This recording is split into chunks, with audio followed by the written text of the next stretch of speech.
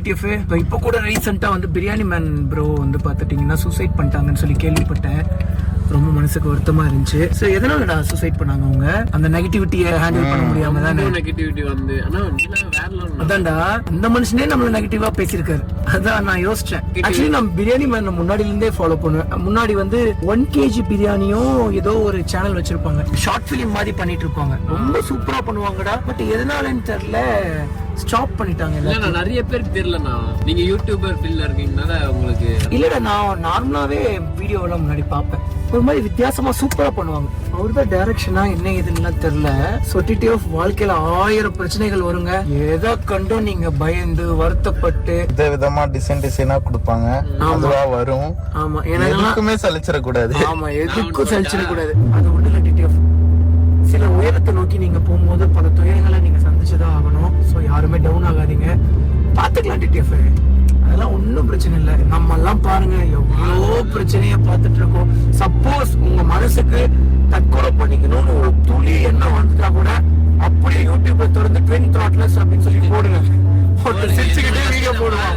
அதான் ஒருத்தர் சிரிச்சுக்கிட்டே ஒருத்தர் வீடியோ போடுவான். ஏன்னா இவ்வளவு பிரச்சனையை வச்சுட்டு இவனே சிரிக்கும் போது நமக்கு என்னடா கேடு அப்படின்னு சொல்லி மறுபடியும் நீங்க சாதனையை நோக்கி உயரத்தை நோக்கி ஓடுங்க டிடிஎஃப். அவ்வளவுதான், மித்தபடி வேற எதுவும் இல்லை. எனக்கும் சில வாட்டி சில ஒரு மனசு ரொம்ப உடஞ்சு போயிடுவோம்ல. என்ன இன்னைக்கு கூட ஒரு சம்பவம் டிடிஎஃப்.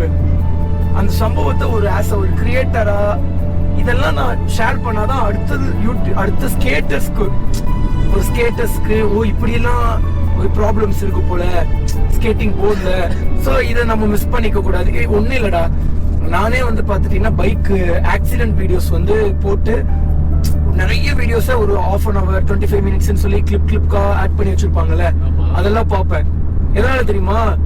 அந்த மாதிரி ஆக்சிடென்ட்ஸ் எல்லாம் நம்ம அவாய்ட் பண்ணணும்னு சொல்லி. சோ வந்து விதவிதமா ஆக்சிடென்ட்ஸ் நடந்திருக்கும். கார்னரிங் பண்ணும்போது கீர் கட் பண்ணுவாங்க, அதனால ஆக்சிடென்ட்ஸ் நடக்கும். இந்த மாதிரி வித்தியாசமா ஆக்சிடென்ட்ஸ் நடக்கும்போது ஓ இந்த மிஸ்டேக்ஸ் எல்லாம் நம்ம பண்ணக்கூடாது. அதுக்கப்புறம் வெட் அண்ட் மண் இருக்கிற இடத்துல, மட்டு வெட்டு கொஞ்சம் மண்ணு இந்த மாதிரி இருக்கிற இடத்துல எல்லாம் கொஞ்சம் கூட கார்னரிங் பண்ணக்கூடாது. அதெல்லாம் நம்ம அப்படியே பார்த்து கத்துக்கிட்டது தான். பட் நமக்கு மட்டும் 1008 இல்லைங்க, லட்சக்கணக்கான ரெஸ்ட்ரிக்ஷன்ஸ்.